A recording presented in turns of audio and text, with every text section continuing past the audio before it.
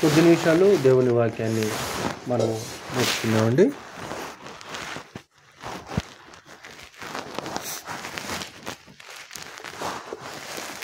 మనము 2 నెలల నుంచి స్త్రీల గురించి, భక్తిగల స్త్రీల గురించి మనము నేర్చుకుంటున్నాం.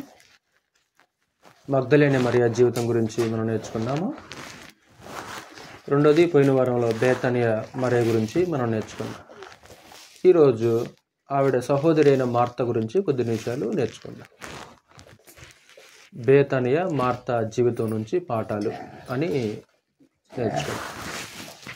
పలుమార్లు మీరు వినే ఉండొచ్చు, అయినా సరే మరొకసారి మనం నేర్చుకుందాం. ఒక 3 విశేషమైన పాఠాలు ఆవిడ జీవితం నుంచి మనం నేర్చుకోవాలి. ఒక 3 పాయింట్లు మనము ఆలోచించాలి. ప్రతి జీవితం ఒక పాఠం. వాస్తవానికి బైబిల్లో అనేక మంది భక్తులు ఉన్నారు. ప్రతి వ్యక్తి జీవితం మనకు ఎలాగుంటుందంటే ఒక గొప్ప పాఠంగా మనకుంటుంది. ప్రతి వ్యక్తి జీవితం నుంచి మనం అనేక పాఠాలు నేర్చుకోవచ్చు. స్త్రీలు, భక్తిగల పురుషులు గ్రంథంలో అనేక మంది ఉన్నారు. వారి పేర్లు గ్రంథంలో లిఖితమైనవి, పరిశుద్ధ గ్రంథంలో. వారి జీవితాలు కూడా ఉన్నవి. ఏంటి అంటే రాబోయే తరాలకు కొన్ని పాఠాలు నేర్పడానికి దేవుడు గ్రంథంలో వారి గురించి రాసి మనకు సజీవంగా ఉంచాడు. ఈరోజు మన జీవితం కూడా ఎలా ఉండాలంటే, మన జీవితాలు కూడా భవిష్యత్ తరాలకు కొన్ని పాఠాలుగా ఉండాలి. భవిష్యత్ తరాలకు మన జీవితం కూడా కొన్ని పాఠాలుగా ఉండాలి, మాదిరిగా ఉండాల్సిన అవసరత ఉంటుంది. ఒకవేళ విధేయత కలిగి, భక్తి కలిగి జీవించామనుకో, మన తర్వాత వచ్చేవారికి మనం మాదిరిగా ఉంటాము, మన జీవితాలు కొన్ని పాఠాలుగా ఉంటాయి. ఒకవేళ అవిధేయత కలిగి జీవించామనుకో, అవిధేయత కలిగి జీవించినా సరే మన జీవితం వాళ్ళకి కొన్ని పాఠాలు నేర్పే అవకాశం ఉంటుంది. ఎందుకంటే ఒక్కోసారి మన అవిధేయుల గురించి నేర్చుకుంటాం కదా. గ్రంథంలో కొంతమంది అవిధేయులు ఉన్నారు. ఉదాహరణకి ఇశ్రాయేల్ రాజైన సౌలును అనుకో. సౌలు కానీ, కోరాహు కానీ, గెహజీ కానీ, బిలాము కానీ, వారి గురించి కూడా క్రొత్త నిబంధనలో పత్రికల్లో ప్రస్తావిస్తుంటాడు. అయ్యో వారు కోరాహు చేసినట్లు తిరస్కారం చేసి నశించిపోయారంటారు. అయ్యో వారు బిలాము నడిచిన త్రోవలో నడిచారంటాడు. అంటే అవిధేయత కలిగి నడిస్తే బిలామును చూపిస్తుంటారు, అవిధేయత కలిగి నడిస్తుంటే గెహజీని చూపిస్తుంటారు. అంటే అవిధేయత కలిగి జీవించిన జీవితాలు కూడా కొన్ని పాఠాలు మనకి నేర్పుతున్నాయి. అంటే బైబిల్లో ఉన్న భక్తుల జీవితాలు మనకెలాగైతే పాఠాలు నేర్పుతున్నావో, మన జీవితాలు కూడా ఎలాగ ఉండాలంటే భవిష్యత్ తరాలకి కొన్ని పాఠాలుగా ఉండాలి, మాదిరిగా ఉండాల్సిన అవసరం ఉంటుంది. గతంలో మా స్థానిక సంఘంలో పలానా సహోదరుడు ఉండేవాడు, పలానా సహోదరి ఉండేది. ఇదిగో ఈ విధంగా స్థానిక సంఘంలో వాళ్ళు పనిచేశారు, స్థానిక సంఘంలో వాళ్ళు పరిచర్య చేశారు, ఈ విధంగా నడిచారు అని భవిష్యత్ తరాలకు మన జీవితాలు ఒక పాఠం. అంటే మన వెనక వస్తున్న వారికి మన జీవితాలు ఒక మాదిరిగా ఉండాలనే సంగతి మీకు తెలుసు కదా. ఆయన చదువుదాం సార్ అన్నమాట. తిమోతికి రాసిన మొదటి పత్రిక 1వ అధ్యాయము 16వ వచనంలో పౌలు ఆ విషయాన్ని మాట్లాడుతున్నాడు. అంటే తన తర్వాత ఎవరైతే క్రీస్తుని విశ్వసిస్తారో వారికి నేను మాదిరిగా ఉంటాను అనేది ఉండులాగున ప్రభువుని ఏర్పరచుకుని పౌలు మాట్లాడతాం మనం చూడవచ్చు. మొదటి తిమోతి 1వ అధ్యాయము 16వ వచనం ఏమన్నాడు అక్కడ? అయినను నిత్య జీవము నిమిత్తము తనను విశ్వసింపబో వారికి నేను మాదిరిగా ఉండులాగున. అంటే నిత్య జీవము నిమిత్తము తనను ఎవరైతే విశ్వసిస్తున్నారో వారికి నేను మాదిరిగా ఉండులాగున. అంటే పౌలు తర్వాత ఎంతమంది అయితే విశ్వసిస్తున్నారో వారందరికీ ఎవరు మాదిరి? పౌలు మాదిరి. అంటే పౌలు జీవితము మనకు కూడా ఒక గొప్ప పాఠాలు నేర్పుతుంటుంది. ఈరోజు మనం ముందు విశ్వసించాం, మనం ముందు సంఘంలోనికి ప్రవేశించాం. అంటే మన తర్వాత ఎవరు సంఘంలోనికి ప్రవేశిస్తున్నారో, మన తర్వాత ఎవరు బాప్తిసం పొందుతున్నారో, విశ్వసిస్తున్నారో, మన వారికి ఎలాగుండాలి? ఒక మాదిరిగా, మన జీవితం ఒక పాఠంగా ఉండాలి. ఇదిగో నా ముందు ఒక అన్నయ్య నడిచాడు, లేకుంటే నా ముందు ఒక అక్క నడిచింది, ఒక సహోదరి నడిచింది. అంటే స్థానిక సంఘంలో ఒక పలానా సహోదరుడు ఇలా జీవించారు ఒకప్పుడు అని భవిష్యత్ తరాలకు మన జీవితాలు పాఠాలుగా ఉండాలి. ఒక బేతనియా మరియా జీవితం నుంచి నేర్చుకున్న అనేక పాఠాలు మగ్దలేని మరియ జీవితం నుంచి అనేక పాఠాలు నేర్చుకున్నాము. ఈరోజు మార్త గురించి మనం ఆలోచించేద్దాము. మార్త లాజరు మరియల సహోదరి, ఆవిడ తెలుసు కదా, లాజరు మరియల సహోదరి. వాళ్ళ ఊరు పేరు బేతనియ, ఒక గ్రామం, ఒక పల్లెటూరు. అది యెరూషలేం పట్టణానికి సమీపంగా ఉంటుంది. ఆ పట్టణానికి దగ్గరలో ఆ బేతనియ గ్రామం ఉంటుంది. ఈ కుటుంబంలో మార్త ఎలా కనిపిస్తుంది అంటే ఒక పెద్దగా కనిపిస్తుంది. అంటే లాజరు మరియ కంటే మార్త పెద్దదానిలాగా కనిపిస్తుంది. అంటే బహుశా మార్త తర్వాత మరియ తర్వాత చిన్నవాడు లాజరు ఉండొచ్చు. మార్త మాత్రం ఆ కుటుంబానికి ఒక పెద్దగా కనిపిస్తుంటుంది. వాళ్ళ తల్లిదండ్రుల యొక్క బ్యాక్గ్రౌండ్ మాత్రం మన గ్రంథంలో లేదు. వాళ్ళ తల్లిదండ్రుల గురించి ప్రస్తావించలేదు, కానీ వాళ్ళ ముగ్గురు మాత్రమే ప్రస్తావించబడుతున్నది గ్రంథం ఎప్పుడైనా. అలాగే 4వది, ఒక మంచి చురుకైన స్త్రీగా కనిపిస్తుంది ఆవిడ. అంటే ఒక బద్ధకం, ఒక సోమర్తనం ఆవిడ కనిపించదు. అంటే బహుగా తన శరీరాన్ని పని కోసం నలగొట్టుకున్నట్లు మనకు అనిపిస్తున్నది. ఇంట్లో పనిచేసే విషయంలో కానీ, యేసుక్రీస్తు వస్తున్నాడు అనే సంగతి తెలిస్తే టక్కున అలా లేచేసి ఆయన కోసం పరిగెత్తడం. అంటే ఒక యాక్టివ్గా కనిపిస్తుంటుంది ఆవిడ. ప్రభు వస్తున్నాడని తెలిస్తే అలాగే ఇంట్లో పనుల గురించి ఒక చురుకైన స్త్రీగా కనిపిస్తుంటుంది ఆవిడ. అంటే ఒక చురుకుదనం, ఒక బద్ధకం లేదు ఆవిడలో, సోమర్తనం లేదు. అంటే ఎక్కువ మంది స్త్రీలు అలాగ ఉంటారు, కానీ ఎక్కువ మంది స్త్రీలు బాగానే చురుకుగా ఉంటారు, కానీ కొందరు స్త్రీలు ఒక బద్ధకంగా సోమర్తనంగా ఉంటుంటారు. వారి కుటుంబము ప్రభు చేత ప్రేమించబడిందని బేతనియ మరియ గురించి కూడా మనం నేర్చుకున్నప్పుడు చూసాం. లాజరును, మరియను, మార్తను ప్రభు ప్రేమించినంటారు యోహాను సువార్తలో.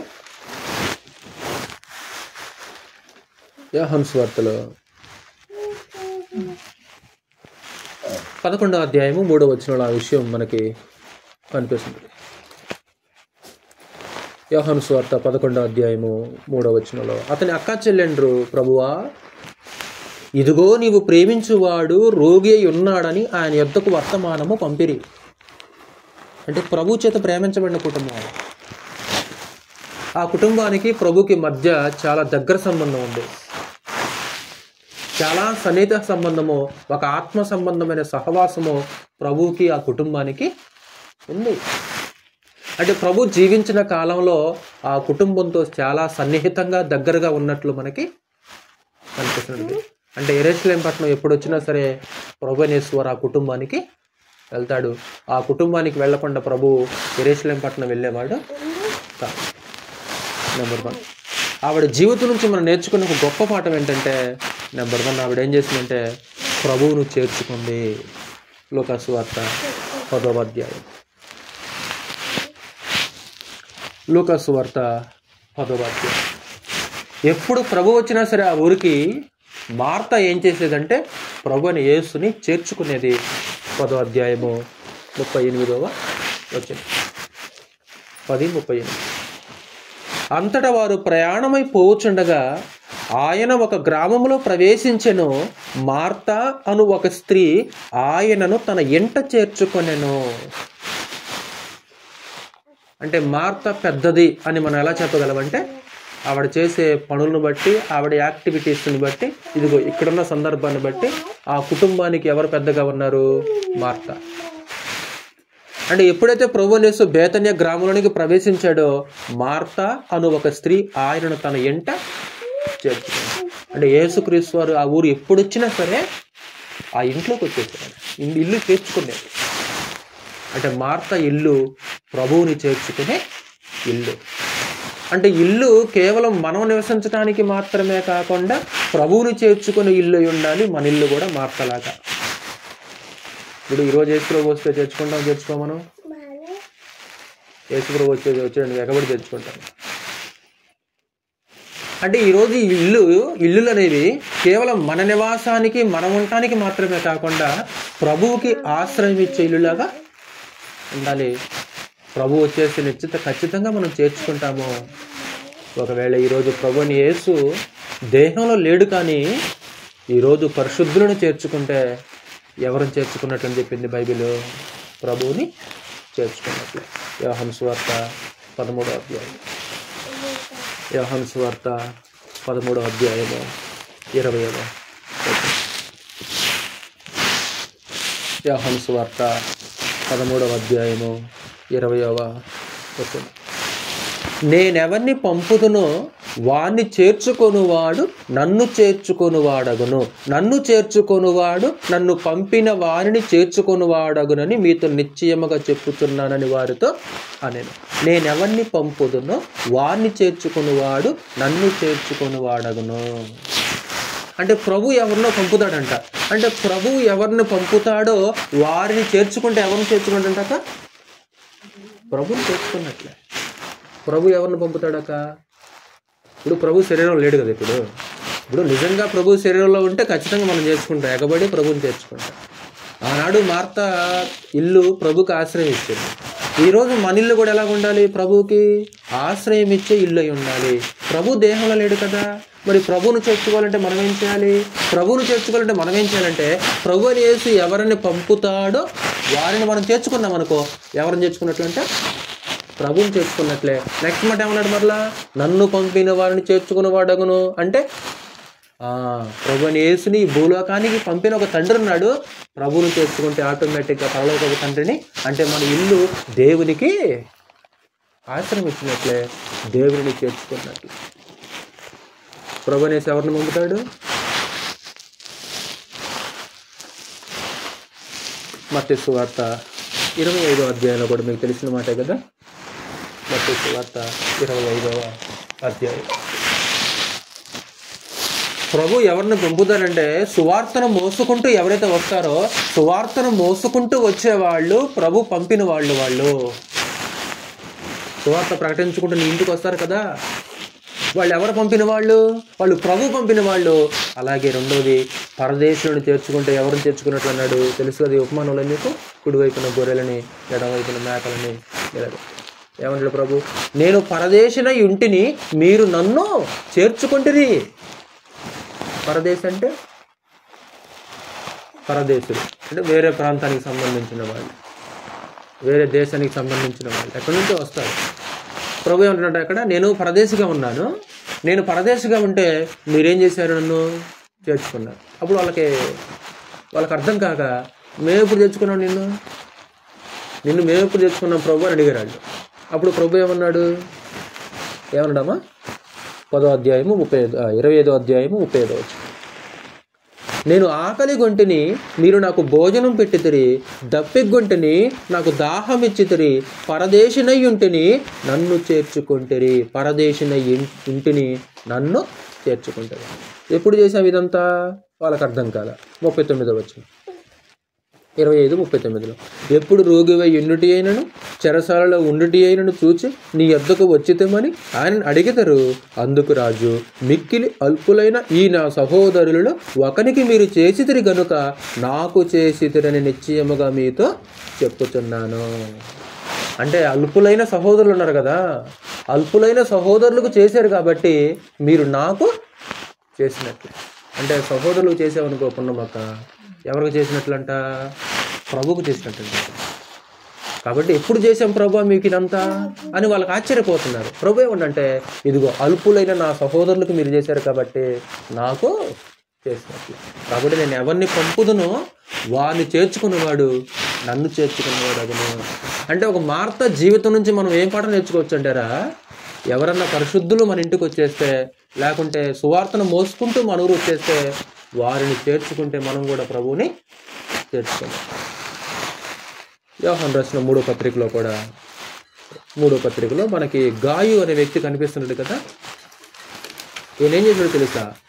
ఈ పరదేశులైన వారిని, పరదేశులు కొంతమంది సువార్త ప్రకటించుకుంటూ గాయు ఉండే ప్రాంతానికి వెళ్ళిపోతే అతను ఏం చేశాడో మీకు తెలుసు కదా. అతడు వారిని చేర్చుకున్నట్లు, అద్భుతంగా వారిని సాగనపినట్లు మనము చూడవచ్చు. యోహాను రాసిన 3వ పత్రిక 5వ వచనం నేను చదువుతాను. యోహాను రాసిన 3వ పత్రిక 5వ వచనం. ప్రియుడా, వారు పరదేశులైనను సహోదరులుగా ఉన్నవారికి నీవు చేసినదెల్లా విశ్వాసికి తగినట్టుగా చేయుచున్నావు. వారు పరదేశులైనను అంటే కొంతమంది సువార్త ప్రకటించుకుంటూ వెళ్ళారమ్మా గాయి ఉండే ప్రాంతానికి. ఆ ఊర్లో వాక్యం చెప్పుకుంటూ ఆ ఊరు వెళ్ళారు. ఆ ఊరు వెళ్ళేసరికి పలానా చోట గాయు ఉన్నాడు అనే సంగతి వాళ్ళకి తెలిసింది. అప్పుడు ఏం చేశారు వాళ్ళు? గాయు దగ్గరికి వెళ్తే గాయు ఏం చేశారంట? నూతనక్క చేర్చుకున్నాడా? చేర్చుకున్నాడు. చేర్చుకుని ఏం చేశారంట? నీవు విశ్వాసికి తగినట్టుగా చేర్చున్నావు, అలాగే వారు నీ ప్రేమను గురించి సంఘం ఎదుట సాక్ష్యం ఇచ్చిరి. అంటే గాయు దగ్గరకు వచ్చేసి అక్కడ కొంతకాలం ఉండి తిరిగి మరలా వాళ్ళు సంఘానికి వెళ్ళిపోయారు. వెళ్ళి వాళ్ళు ఏం చేశారు? ఇదిగో ఇలా మేము వాక్యం ప్రకటించుకుంటూ వెళ్ళిపోతే పలానా సహోదరుడు మమ్మల్ని చేర్చుకున్నాడు, మమ్మల్ని బాగా చేర్చుకున్నాడు, చాలా ప్రేమించాడు, బాగా సత్క్రియలు చేశాడని వెళ్ళి సంఘం గురించి సాక్ష్యం ఇచ్చేస్తారు. ఇప్పుడు దీనివల్ల దేవునికి మహిమ వస్తుందా రాదా? దీనివల్ల దేవునికి మహిమ వచ్చేస్తుంది, దానికి వచ్చేస్తుంది. ఇంకేం చేశారంట? వారు అన్యజనుల వలన ఏమీ తీసుకొనక ఆయన నామ నిమిత్తం బయలుదేరి కనుక దేవునికి తగినట్టుగా నీవు వారిని సాగనంపిన ఎడల నీకు యుక్తముగా ఉండను. కాబట్టి గాయు నువ్వేం చేయాలి తెలుసా? నీ దగ్గరకు వచ్చిన పరదేశులైన సహోదరులను చేర్చుకొని ఎలా పంపించాలి? మరలా దేవునికి తగినట్టుగా సాగనంపాలంట. దేవునికి తగినట్లుగా. ఇప్పుడు ఇంటికి కొడుకో కూతురో కోడలో లేకుంటే ఎవరు వచ్చారంటే ఎలా సాగనంపుతాం? మనము ఎలా పంపిస్తాం కావాలని? ఇంటికి అమ్మో లేకుంటే నాయనమ్మో లేకుంటే ఎవరో బాగా దగ్గర బంధువులు లేకుంటే మన కుటుంబ సభ్యులు వచ్చేసారు, తిరిగి వెళ్ళిపోతున్నారు. తిరిగి వెళ్ళిపోతున్నప్పుడు ఎలా ఎలా ఎలా స్పందిస్తాం అనమాట? మనము ఎలా వారిని సాగనంపుతాం అనమాట? ఒకసారి పూర్వకాలంలో అయితే బస్ స్టాండ్ దగ్గరికి వెళ్ళారు కదా, నడుచుకుంటే బస్ స్టాండ్ దగ్గరికి వెళ్ళి వాళ్ళు బస్సు ఎక్కిందాక ఉండి వాళ్ళని బస్సు ఎక్కించి తిరిగి వచ్చేస్తారు. అంటే సాగనమ్మటం అంటే ఆ బంధం అలాగుంది, అలా బంధం అలాగుంది. పౌలును కూడా గుర్తొస్తుందా? పౌలును కూడా ఎలా సాగనంపారు? పౌలు కూడా ఓడ వరకు వచ్చేసారు, పిల్లలు స్త్రీలు పురుషులు అందరూ. అంటే ఇక్కడ అదే మాట్లాడుతున్నాడు, దేవునికి తగినట్టుగా నీవు వారిని సాగనంపిన ఎడలా. అపోస్తుల కార్యములు 26 చూద్దాం సార్. అపోస్తుల కార్యములు 26 కాదు, క్షమించండి, 21వ అధ్యాయం.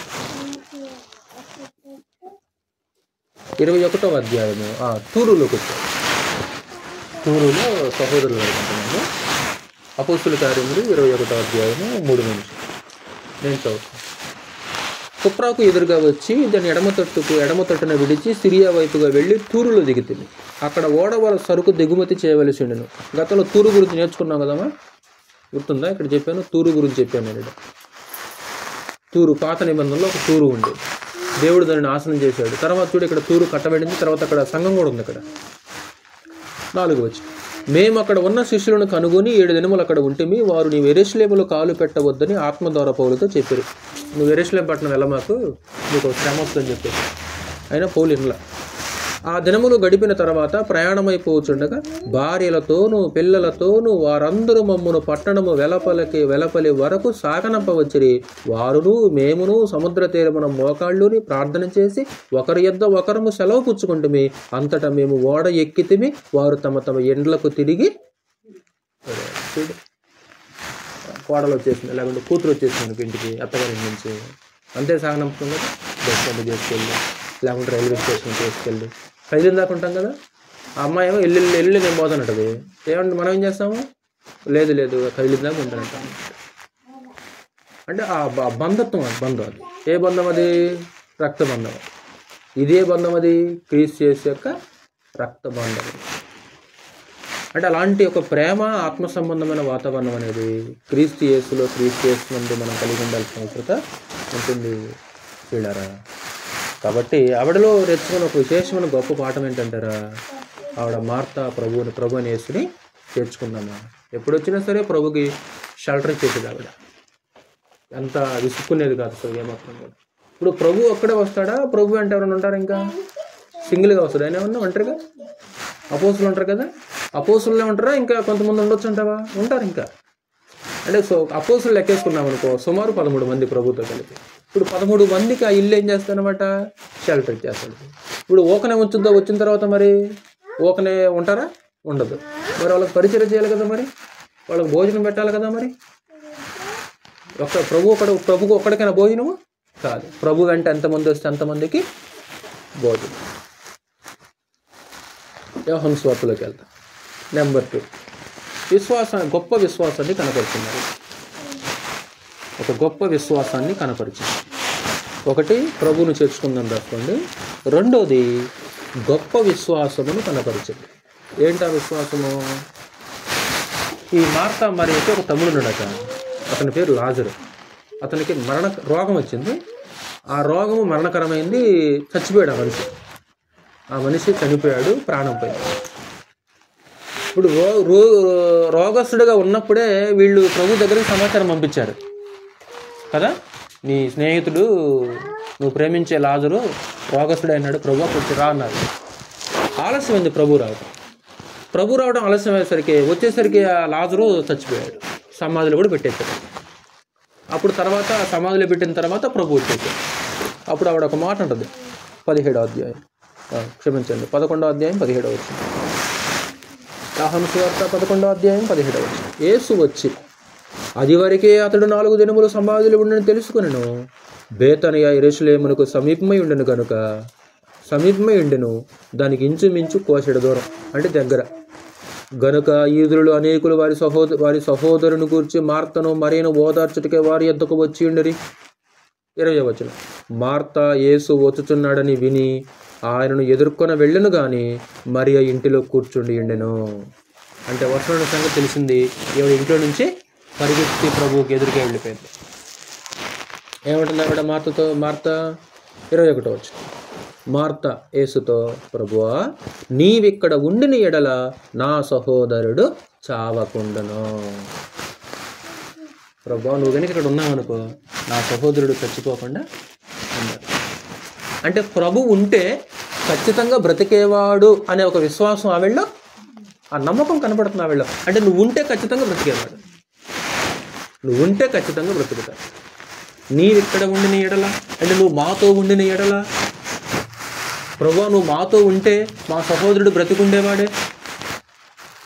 ఇప్పుడు దేహంలో ఉన్నప్పుడు ఆనాడు ఉన్న శిష్యులతోటి సమాజంతో ప్రభు కలిసి ఉన్నాడు.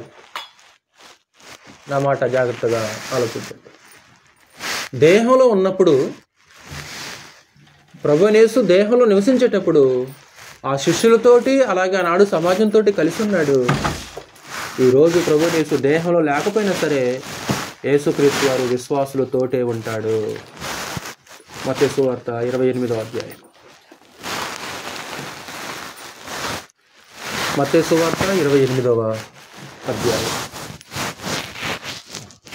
మత్తయి సువార్త 28వ అధ్యాయం. ఇప్పుడు నేను చెప్పే పాయింట్ ఏంటంటే, ఆవిడేమంటుంది, ప్రభువా నువ్వు మాతో ఎక్కడుంటే ఖచ్చితంగా ఈయన బతుకుండేవాడు. అంటే ప్రభు మాతో ఉంటే బ్రతుకుండేవాడు. ప్రభునేసు విశ్వాసులతోటి ఎప్పుడు ఉంటాడు అనేది మనము నేర్చుకుంటున్న పాయింట్. 28వ అధ్యాయము మత్తయి సువార్త 20వ వచనం. మత్తయి సువార్త 28వ అధ్యాయము 20వ వచనం. నేను మీకు ఏ సంగతులు ఆజ్ఞాపించుతునో వాటిని అన్నిటినీ గైకొనవలెనని వారికి బోధించుడి. ఇదిగో నేను యుగ సమాప్తి వరకు సదాకాలము మీతో కూడా ఉన్నానని వారితో చెప్పాను. పరలోకానికి వెళ్ళిపోతూ చెప్పండి మాట ఇది అమ్మా. పరలోకానికి వెళ్ళిపోతూ యేసుక్రీస్తు ఏమంటాడు, ఇదిగో సదాకాలం యుగ సమాప్తి వరకు నేను ఎవరితో ఉంటాను, మీతో. ఇప్పుడు ప్రభు ప్రాణంతో లేడు, ఇప్పుడు దేహంలో లేడు. ఇప్పుడు దేహంలో ఉన్నప్పుడు అపోస్తులతోటి సమాజంతో కలిసి ఉన్నాడు, బాగా కలిసి ఉన్నాడు. ఈరోజు యేసుక్రీస్తు దేహంలో లేడు. దేహంలో లేకపోయినా సరే, ఆయన ప్రాణంతో లేకపోయినా సరే యేసుక్రీస్తు వారు ఎల్లప్పుడూ కూడా ఎవరితో ఉంటాడు, ఆయన యొక్క విశ్వాసులతోటి ఉంటాడు.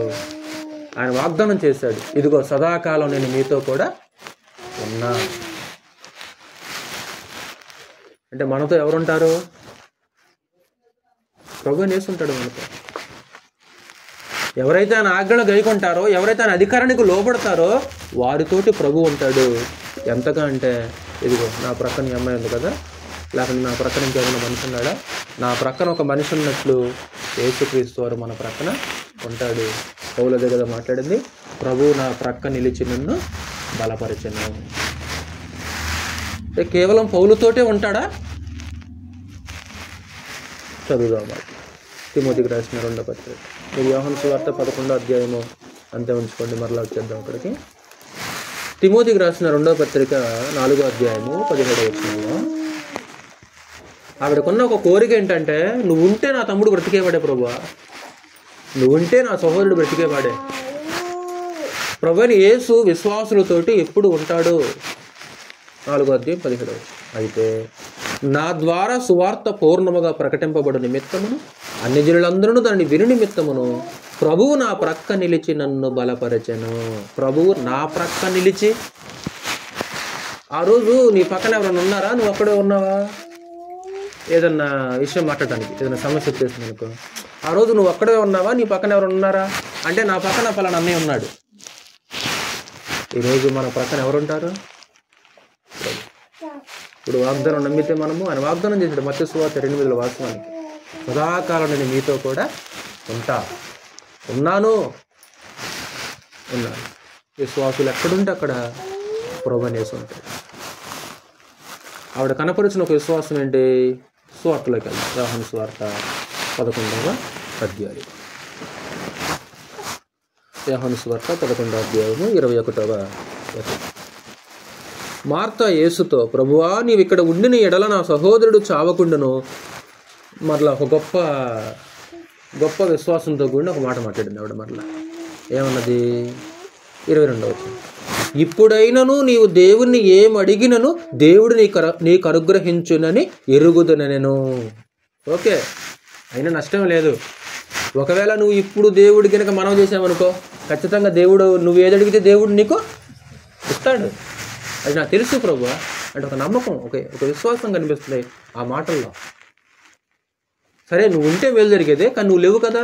సరే ఇప్పుడైనా ఆలస్యం లేదు ప్రభువా, నువ్వు దేవుడిని ఏది అడిగితే ఖచ్చితంగా దేవుడు నీకు అది ఇస్తాడు. అదొక నమ్మకం. 23వ వచనం.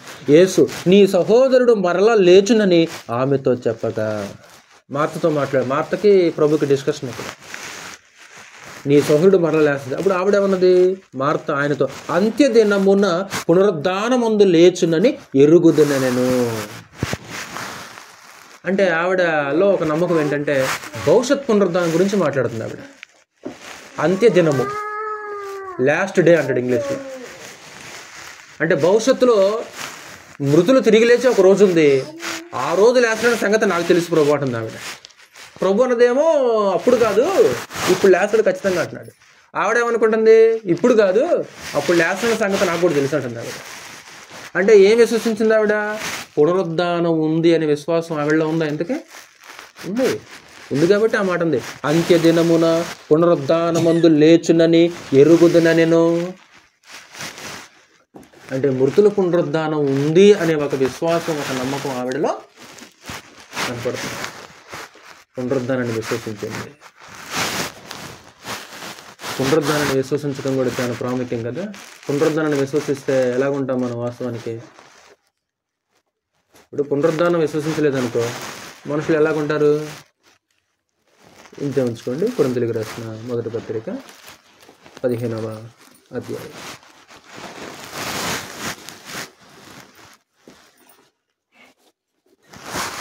కొంతమంది మృతుల పునరుద్ధానం లేదు అనే ఒక బోధ కొరింథీలో ఉందాక. కొరింథీ స్థానిక సంఘంలో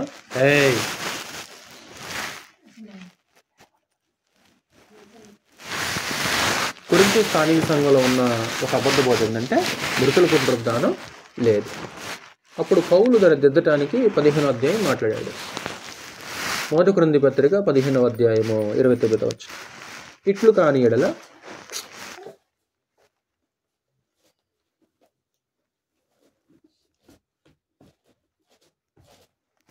కాని ఎడల మృతుల కొరకై బాప్తిస్మము పొందువారేమి చేతురు? మృతులు ఏమాత్రమును లేపబడిన ఎడల మృతుల కొరకు వారు బాప్తిస్మము పొందనేలా? మరియు మేము గడియకు ప్రాణభయముతో ఉండనేలా? అసలు మృతుల పునరుద్ధానం లేకపోతే మాకెందుకు ఈ కష్టాలు? మాకు అవసరం ఏముంది ఇంత? సహోదరులారా, మన ప్రభువైన క్రీస్తు యేసునందు మిమ్మల్ని గూర్చి నాకు కలిగిన అతిశయముతోడు నేను దినదినము చనిపోచున్నాను అని చెప్పుదును. మనుషు రీతిగా నేను ఎఫెసులో మృగములతో పోరాడిన ఎడల నాకు లాభమేమి? ఇప్పుడు మృతుల పునరుద్ధానం లేకపోతే అసలు ఎంత శ్రమ పడాల్సిన అవసరం ఏంటి నాకు? మృగాలతో పోరాడినట్లు నేను ఎఫెసులో కొంతమందితో పోరాడాను. అసలు ఈ పోరాటం ఎందుకు? అసలు పునరుద్ధానం అనేది లేకపోతే ఇన్ని కష్టాలు ఎందుకు, ఇన్ని శ్రమలు ఎందుకు, ఇంత ఓర్చుకోవటం ఎందుకు, ఈ పని ఎందుకు?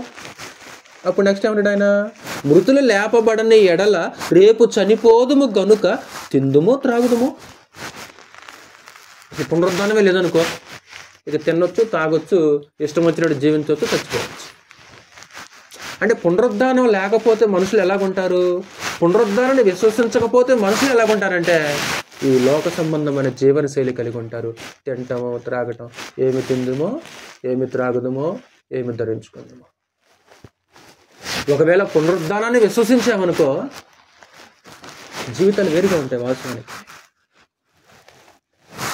ఇప్పుడు పునరుద్ధానాన్ని నమ్మని వాళ్ళు రేపు చచ్చిపోతాం కాబట్టి తిన్నాం, త్రాగుదాం, జీవిద్దాం. ఎందుకంటే చచ్చి నాకు అనుభవించేది ఏం లేదు కదా, బతుకున్నప్పుడు చేయాలన్నీ.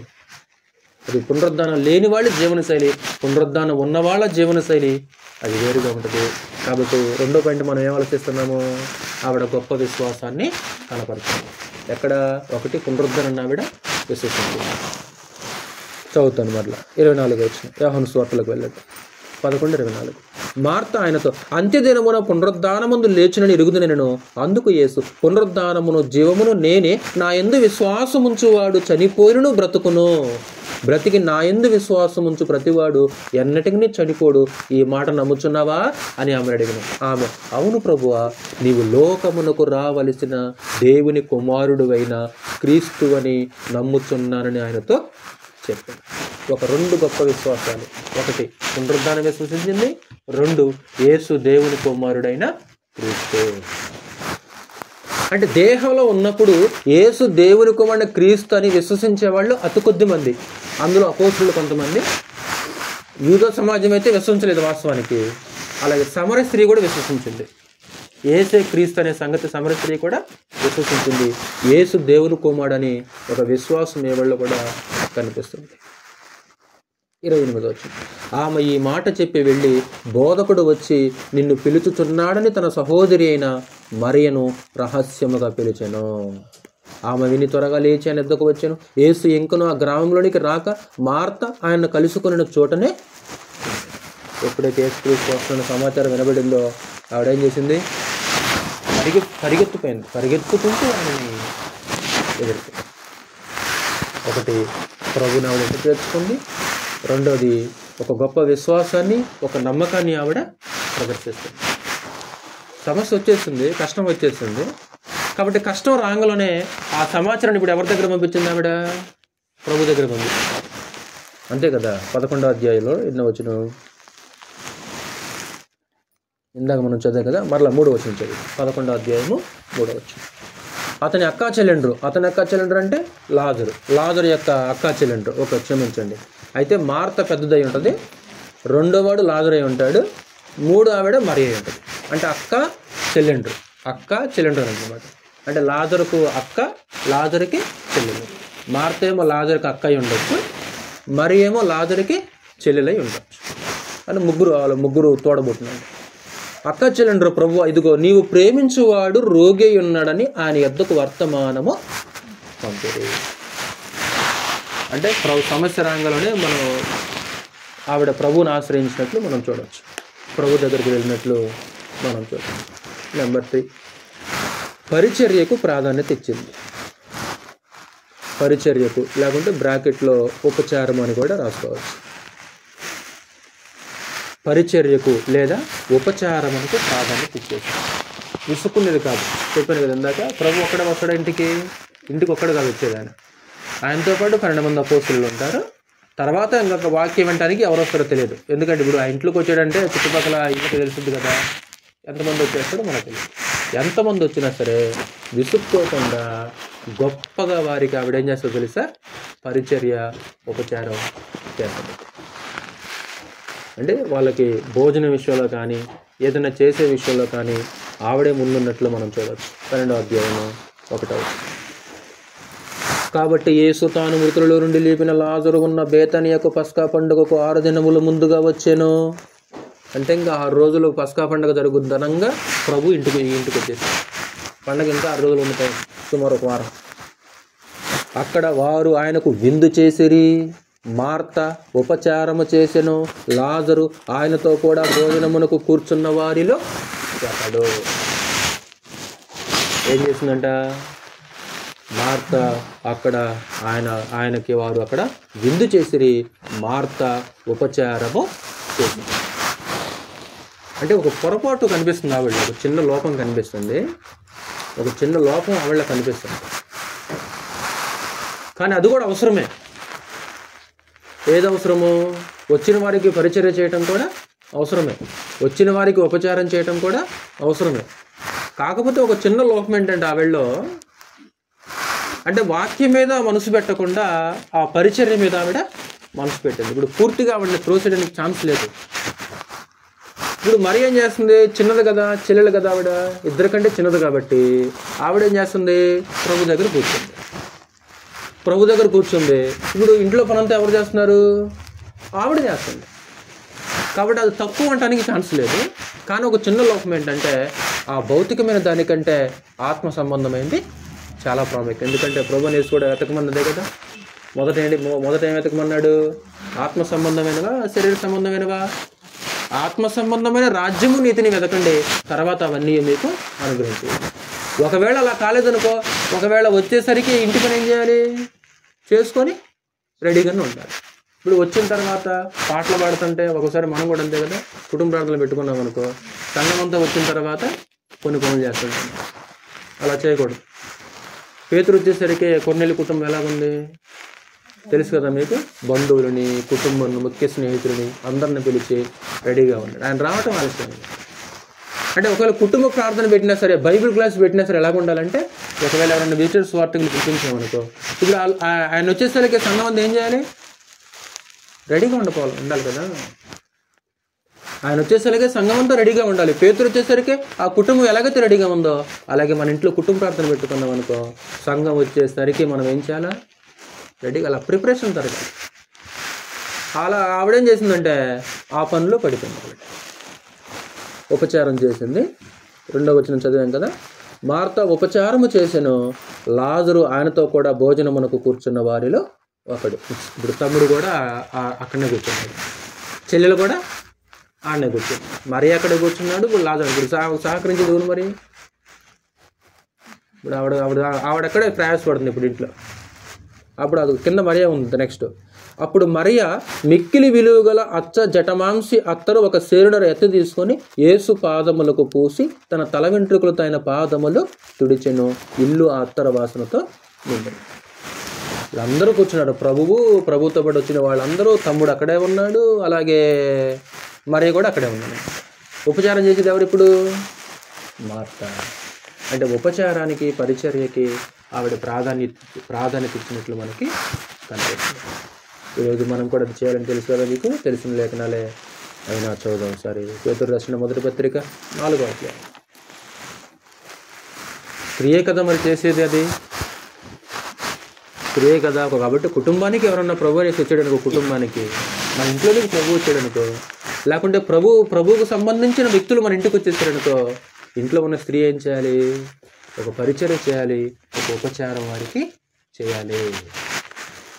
మనం స్త్రీ గురించి నేర్చుకుంటున్నాం సహోదరులారా.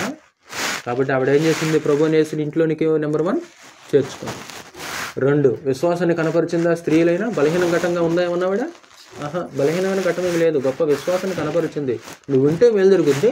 సరే, ఇప్పుడైనా సరే నీకు ఏం చేస్తాడు దేవుడు? ఖచ్చితంగా నువ్వు అడిగితే చేస్తాడు. నువ్వు దేవుని కుమారుడివి, పునరుద్ధానం ఒకటి ఉందని ఒక గొప్ప విశ్వాసం ఉంది ఆవిడ. ఆవిడేం బలహీనంగా లేదు, బలహీనమైన ఘటంగా ఏం కనబట్టలే ఆవిడ. 4వ అధ్యాయము 10వ వచనమా? 10 నుంచి 4వ అధ్యాయం 10వ వచనం. దేవుని నానా విధమైన కృప విషయమై మంచి గృహ నిర్వాహకులయ్యుండి ఒక్కొక్కడు కృపావరం పొందిన కొలది ఒకనికొకడు ఉపచారము చేయడి. కృపావరము పొందిన కొలది ఒకనికి ఒకడు ఉపచారం చేయడి. ఒకడు బోధించిన ఎడల దైవోక్తులు బోధించినట్లు బోధింపవలెను. ఒకడు ఉపచారము చేసిన ఎడల దేవుడు అనుగ్రహించు సామర్థ్యము నుండి చేయ. అంటే నీ సామర్థ్యం కొలది నువ్వేం చేయాలి? ఉపచారం చేయాలి. ఇంటికి వచ్చిన వాళ్ళని ఖచ్చితంగా వాళ్ళకి ఉపచారం చేయాలి. ఇంటికి వచ్చిన వాళ్ళకి పరిచర్య చేయాలి. గాయు ఎలాగైతే చేర్చుకున్నాడో, ఎలాగైతే పరదేశం చేర్చుకున్నాడో, ఈరోజు మనం కూడా మన ఇంటికి పరిశుద్ధులు వచ్చేస్తే, ప్రభువుకు సంబంధించిన వాళ్ళు వచ్చేస్తే, స్త్రీలు ఏం చేయాలి? ఏం చేయాలి? వాళ్ళకు ఉపచారం చేయాలి, పరిచర్య చేయాలి. అలాగే స్థానిక సంఘానికి ఎవరైనా వచ్చేసారనుకో, ఆ స్థానిక సంఘం వచ్చిన పరదేశులు కూడా ఏం చేయాలి? పరిచర్య, ఉపచారం చేసే విషయంలో స్త్రీలు ముందుండాల్సిన అవసరత ఉంటుంది. అలా చేస్తే ఏం జరుగుతుందంటే నెక్స్ట్ మాట, ఇందువలన దేవుడు అన్నిటిలోనూ యేసుక్రీస్తు ద్వారా మహిమపరచబడును. ఏం చేస్తే? ఒకడు బోధిస్తే దైవోక్తులు బోధించినట్లు బోధించాలి. ఒకడు ఉపచారం చేస్తే సామర్థ్యం ఉంది చేయాలి. ఇలా చేస్తే ఏం జరుగుతుందంట? దేవుడికి మహిమ కలుగుతుంది. ఒక గొప్ప ప్రతిఫలను కూడా మనం పొందుకుంటాం కదా. హెబ్రీయులకు రాసిన పత్రిక 6వ అధ్యాయము 10వ వచనం. హెబ్రీయులకు రాసిన పత్రిక 6వ అధ్యాయము 10వ వచనం. 6:10 ఏమంటాడు అక్కడ?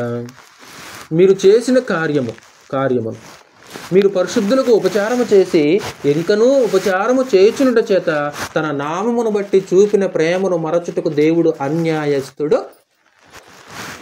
అంటే దాని అర్థం ఏంటి? నువ్వు అంత పరిచర్య చేస్తావో దానికి తగ్గ ప్రతిఫలం ఖచ్చితంగా ఉండదా? ఏం పని లేదు వీళ్ళకి. ఇంటికి వస్తారు వరకు వచ్చేవాడు అక్కడ రాకుండా ఎంట పెట్టుకుని వస్తాడేనా? కాదు. సామర్థ్యం ఉందే చెయ్యి. సామర్థ్యాన్ని మించి చేయమంటున్నాడు పేతురు ఇందాక. మంచినీళ్ళే ఇవ్వగలను ఆయన, నేను మంచినీళ్ళు ఇచ్చే సామర్థ్యం నాకు ఉందాయా? మంచినీళ్ళు తప్ప నేను ఏమి ఇవ్వలేనంటే ఓకే. నాకు మంచినీళ్ళు కాదులే, టీ ఇచ్చే సామర్థ్యం కూడా ఉందంటే, లేదు నాకు భోజనం పెట్టే సామర్థ్యం ఉందంటే, అక్కడ పేతురే ఉందంటే సామర్థ్యం ఉంది. అంటే నీకు ఎంత సామర్థ్యం ఉండదో ఆ సామర్థ్యం చేస్తే దేవుడు మర్చిపోతాడా? మర్చిపోడంట. మర్చిపోకుండా గుర్తుంచుకుంటాడు ఆయన ప్రతిఫలం. లోకాసు ఆవిడలో ఉన్న చివరిగా 4 పాయింట్ చివరి పాయింట్ చెప్పి నేను ముగించేస్తాను మిమ్మల్ని విస్కరించినాక. లోకాసు వార్త 10వ అధ్యాయం. అంటే ఆవిడలో ఉన్న చిన్న లోపము, ఒక బలహీనత ఏంటంటే అనేకమైన పనులను గురించి విచారము కలిగి ఉన్నది. అనేకమైన పనుల గురించి విచారం. చదువు 10వ అధ్యాయము 38 నుంచి. అంతటి వారు ప్రయాణమైపోవచ్చుండగా ఆయన ఒక గ్రామంలో ప్రవేశించను. మార్తాను ఒక స్త్రీ అయిన తన ఇంట చేర్చుకుని ఆమెకు మరియను సహోదరి ఉండెను. ఏమి యేసు పాదముల యొద్ద కూర్చుని ఆయన బోధ వినుచుండెను. మార్త విస్తారమైన పని పెట్టుకునే చేత తొందరపడి ఆయన యొద్దకు వచ్చి, ప్రభువా, నేను ఒంటరిగా పనిచేయుటకు నా సహోదరుని విడిచిపెట్టి నీకు చింత లేదా? నాకు సహాయం చేయమని ఆమెతో చెప్పాను. అందుకు ప్రభు, మార్తా నీవు అనేకమైన పనుల గురించి విచారము కలిగి తొందరపడుచున్నావు, కానీ అవసరమైనది అనేకమైన పనుల గురించి ఒక విచారం. ఉన్న పని చేస్తుంటేనే దేవునికి దూరం అవుతున్నాము, ఇంకా అనేకమైన పనులు. ఈ పని చేయాలన్నట్లు పని చాలట్లేదన్న, నాకు చేతి నిండా పని కావాలన్న. నాకు ఇప్పుడు ఉన్న ఒక పని చేస్తుంటేనే దేవునికి దూరం అయిపోతున్నాము. ఇప్పుడు అనేకమైన పనులు పెట్టుకున్నాం అనుకో, ఏం జరుగుద్ది? అనేకమైన పనులు పెట్టుకుంటే ఏం జరుగుద్ది? కొంతమంది ఓటీ చేస్తుంటారు, ఓవర్ టైం అంటారు. అంటే పని చేసుకోవట్లో తప్పులేదు. ఈ పనుల వలన దేవునికి ఏం కాకూడదు? ఇప్పుడు ఆవిడ వాక్యం వింట మానేసింది ముందు. ఇప్పుడు అక్షయమైన ఆహారం, ఆత్మక ఆహారం అనుకోండి, శరీరానికి ఆహారం రెడీ చేస్తుంది అక్కడ, అంతే కదా. వచ్చిన వాళ్ళకి ఆహారం రెడీ చేస్తుంది. ఈ ఆహారం మనం ఒకసారి అలా జరగకూడదు. ఒకవేళ కుటుంబ ప్రార్థన పెట్టుకున్నాం అనుకో, అందరూ ఉండాలి. ఒకసారి నేను కూడా వెళ్ళినప్పుడు బైబిల్ క్లాస్ పెట్టాను అనుకో, బైబిల్ క్లాస్ వెళ్తుంటారు అనుకో. వెళ్తే ఏం జరుగుద్దంటే కొంతమంది సంఘ సభ్యులు బయట వంట చేస్తుంటారు. ఇప్పుడు బైబిల్ క్లాస్ ఎవరికి? ఎక్కడి నుంచి వచ్చిన వాళ్ళు వాక్య స్థాయికి కూర్చొని రెడీగా ఉంటారు. అక్కడ ఉన్న స్థానిక సంఘం ఏం చేస్తుంటే పక్కన వంటలు చేస్తుంటారు. ఇంతకు బైబిల్ క్లాస్ ఎవరి కోసం పెట్టావు? ఎవరికోసం? ఇప్పుడు ఉపయోగం ఏముంది? ఇప్పుడు అక్కడ పోయి ఆడవాడు వంట అవసరమే, వచ్చిన వాళ్ళకి ఆహారం అవసరమే, తప్పట్లేదు నేను. కాబట్టి ముందుగా ఏం చేయాలి? దాన్ని ముందుగానే రెడీ చేసి వచ్చి కూర్చోవాలంట. ఇక్కడ పని అలాగ ఉంది. మరి మార్త పని కూడా అనేకమైన పనుల గురించి విచారము, విస్తారమైన పని పెట్టుకుని చేయాలి. ఈరోజు ఉన్న పని చాలు అన్నట్లు ఎన్నో పనులు కల్పించుకోవటం. అంటే పని చేసుకోవద్దనయా? చేసుకోవాలి. పని చేసుకోవద్దని కాదు, కానీ అనేకమైన పనుల గురించి తొందర అనేది అవసరం లేదు. ఒకసారి కీర్తన గ్రంథం చూడండి. ఆ విస్తారమైన పనులు వలన, ఆ తొందరపడటం వల్ల ఏం జరుగుతుంది అంటాడు. 39వ కీర్తన.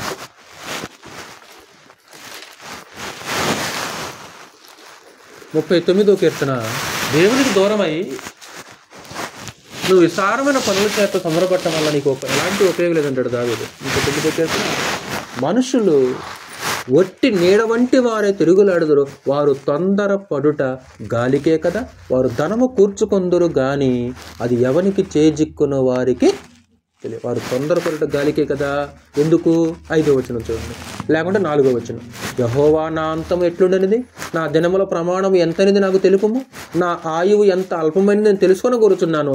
నా దినముల పరిమాణము నువ్వు బెత్తడంతగా చేసి ఉన్నావు, నీ సన్నిధిని నా ఆయుష్కాలము లేనట్టే ఉన్నది.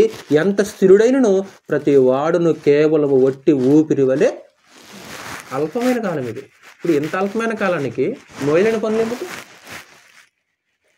ఇప్పుడు ఉన్న పని చేస్తుంటేనే ఆత్మ జీవితం న్యాయం చేయట్లేదు.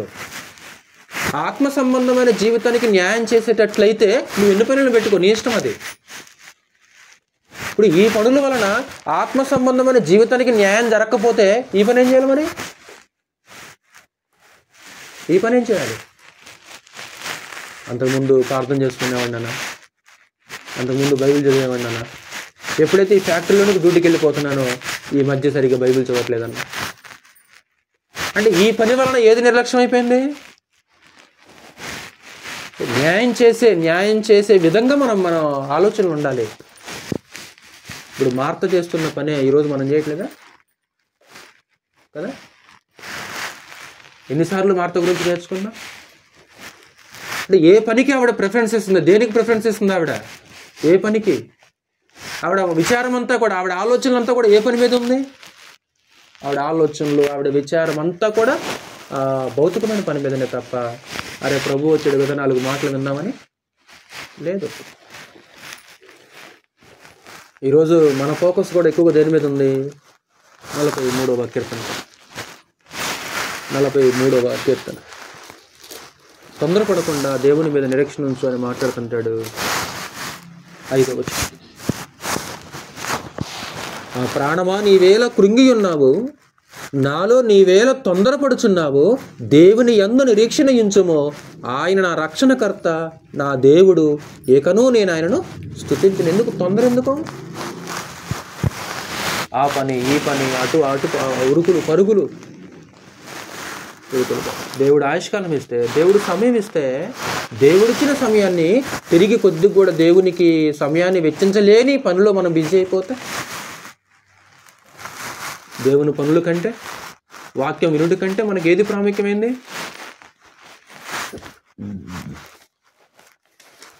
అందుకే ఫిలిప్పీలతోటి పౌలు ఏమంటాడు? మీకు తెలిసిన వాక్యం కదా, అందరూ తమ సొంత కార్యములను చూచుకుంటున్నారు కానీ యేసుక్రీస్తు కార్యములను చూడరు. ఇశ్రాయేలీయులు కూడా చెర నుంచి విడుదలైపోయిన తర్వాత దేవుని పని కంటే తమ పనులకి వాళ్ళు ఎంతో ప్రాముఖ్యత ఇచ్చారు. ఒక వచనం చదువుకొని నేను మీరు చేస్తాను. హగ్గై గ్రంథం 774 పేజీ. హగ్గై గ్రంథం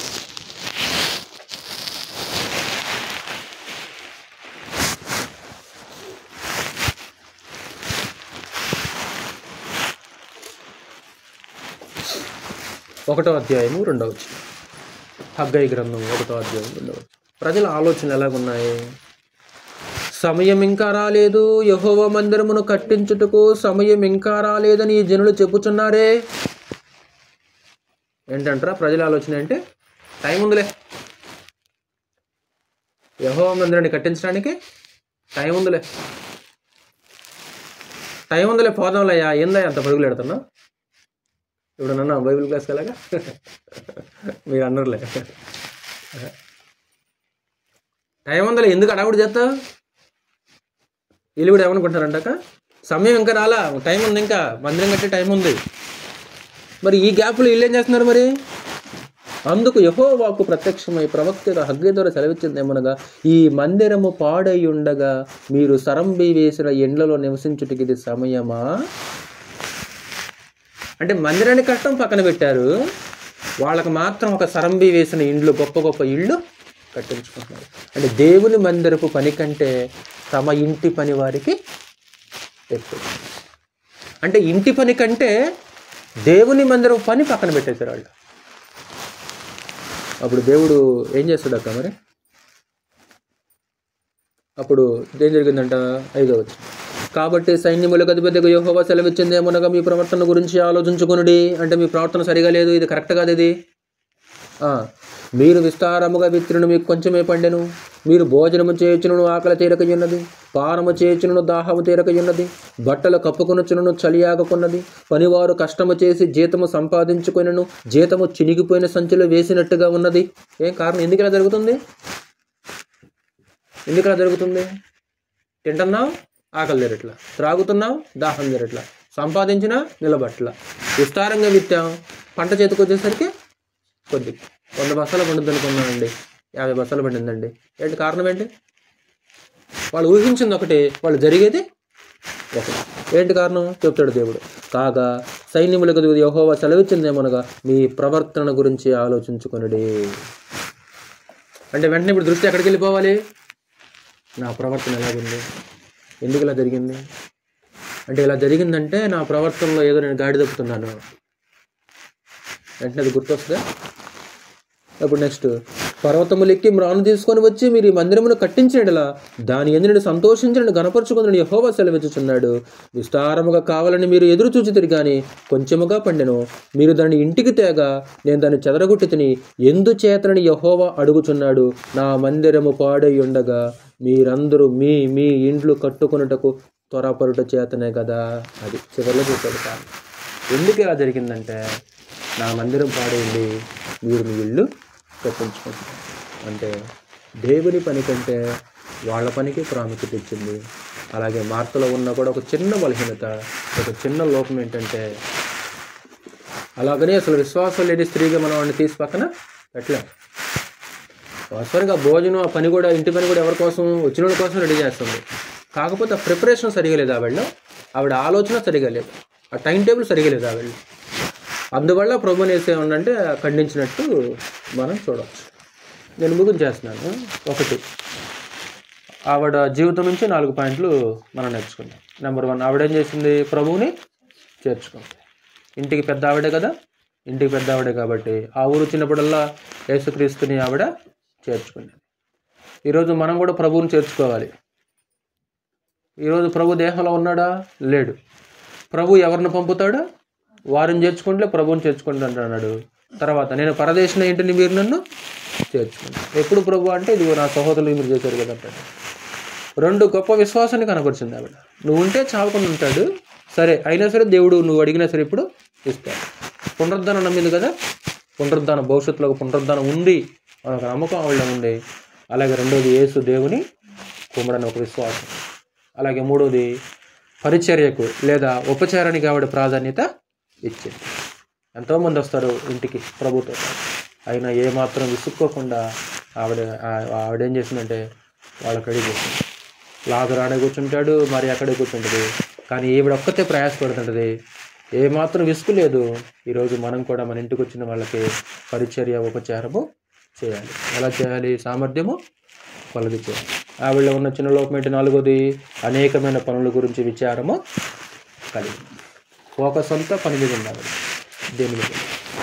కాబట్టి మనం కూడా ఈ భౌతికమైన పనుల గురించి విచారం ఏమీ కలిగి ఉండకుండా మనం దేని మీద దృష్టి పెట్టాలో, మొదట దేన్ని వెతకాలో దాని మీదనే మనం మనసు పెట్టి ఆత్మ సంబంధాలుగా బ్రతుకుతాం. ప్రార్థన చేసుకుంటాం.